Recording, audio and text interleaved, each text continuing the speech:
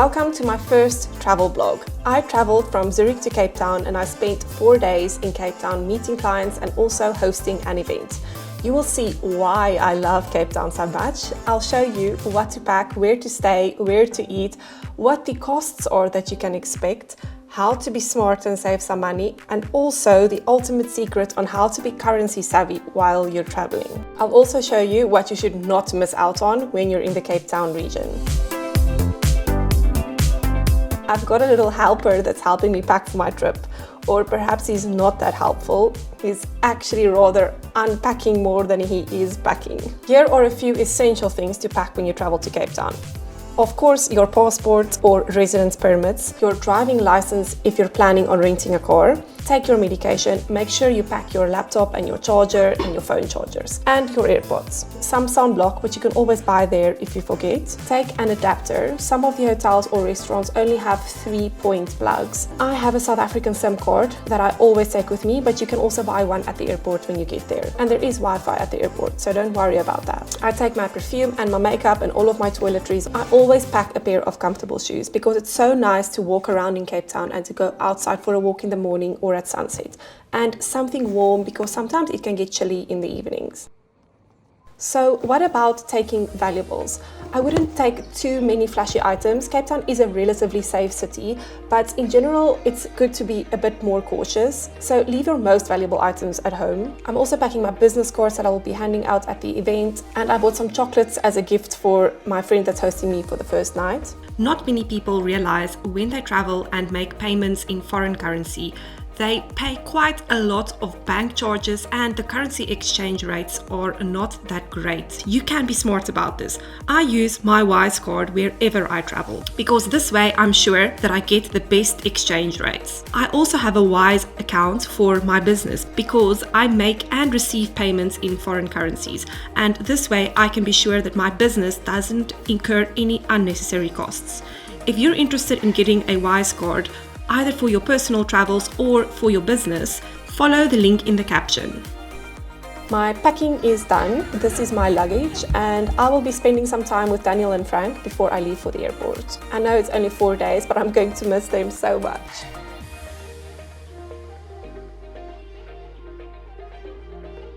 Getting to the airport in Zurich is very easy. It's just a 20-minute tram and train ride from our apartment, and the timing of the flights to Cape Town is quite nice because you leave in the evening and arrive the next morning. The visa requirements for South Africa is not that strict. Most countries don't need a visa for stays up to 90 days in South Africa. You can check the visa requirements at the Home Office website. I will link that in my caption.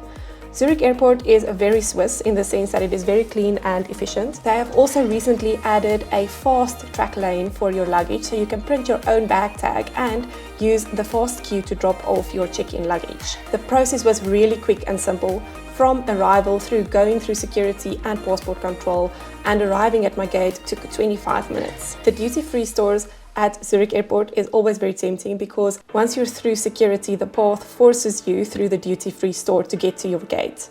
This time I did a little bit of an investigation to see how the prices of some items in the duty-free store compare to prices of items in the local supermarket. The chocolates at the duty-free are extremely expensive compared to buying them in a local store. Some of them are as high as double the price. Be smart and buy them from a local supermarket before you go to the airport. The flight from Zurich to Cape Town is quite long, almost 12 hours, but it is quite convenient because if you take a flight in the evening, you arrive the next morning fresh and ready for a full day in Cape Town.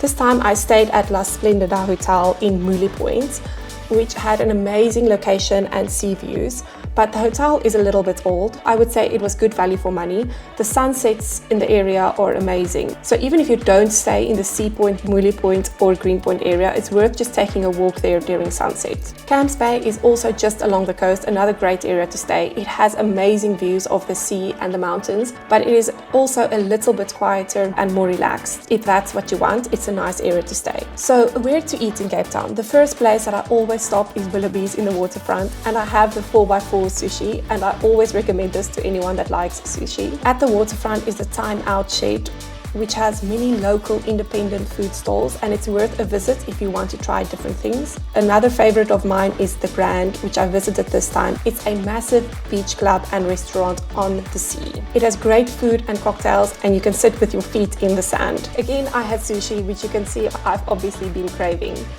Other restaurants in the CBD area worth visiting is Kloop Street House, Villa 47 and Upper Union. And you must try a Wagyu burger at Zuni in Kloop Street. If you sit down at a restaurant for food, it's expected to tip between 10 and 15%, and you can also pay tip on your card. I didn't do any shopping this time around, but it is worth visiting the shops in the waterfront. If you're looking for more local brands, just 100 meters away from the waterfront is the Watershed, which is filled with very cool local brands and arts and crafts. I also love visiting Cape Town because of the access to nature and the outdoors, so I always try to go for a run or a walk on the promenade. My favorite route is going from Sea Point to Camps Bay. This time I didn't have time for the whole route, but I did make it to my favorite viewing point, which is here. This time the weather wasn't that great, but this is what it usually looks like when the weather is better. On my second last day in Cape Town, I had my big event.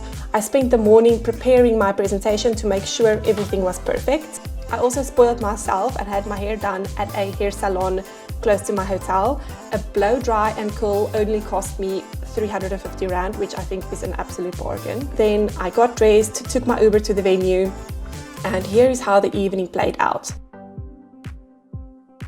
I hosted this event in a private area of a restaurant and 50 people attended. It was a very diverse group in terms of age, and we had an almost equal split between men and women. We had beginner investors and also more sophisticated investors. The evening was very engaging with so many good questions.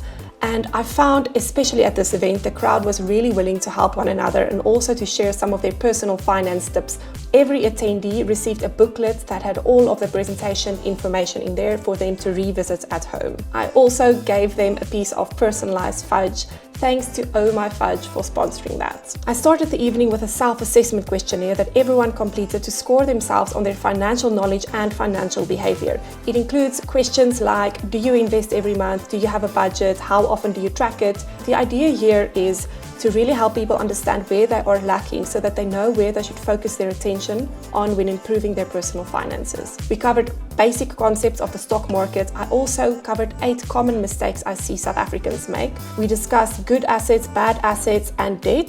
The rest of the session was spent discussing the 3 wealth pillars that I designed because what we ultimately want to achieve when we build long-term wealth is compounding. In order to achieve this and for this triangle to be strong, we need both knowledge and discipline and behavior. It's important to prioritize investing and to invest regularly and not be scared of risk or volatility. But on the knowledge side, it's important to know how to be a global investor, to get enough international diversification, and how to keep your costs low. The event was 3 hours long, but really it was too short. I wish I could have spent more time to cover more topics, and I asked for feedback afterwards, and the overall enjoyment rating was 9.4 out of 10, which I think is great. The feedback that I'm the most proud of is that 100% of the participants said they are more confident to invest in the stock market. That's really something that I try to achieve. I suggested I'll be doing an online course, which you can also join if you're interested. The waitlist is in the caption of this video. After this event, I was completely exhausted, and the next day was my last day in Cape Town. I just spent the day catching up on emails and doing planning for the next event. So what's on my agenda for the remainder of this year?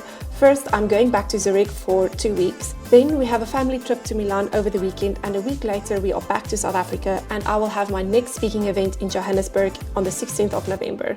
If you're interested to join my next speaking event, I will link that in the caption. After 4 very busy days in Cape Town, I took my overnight flight back to Zurich. I landed in the morning and I was so happy to see Frank and Daniel again.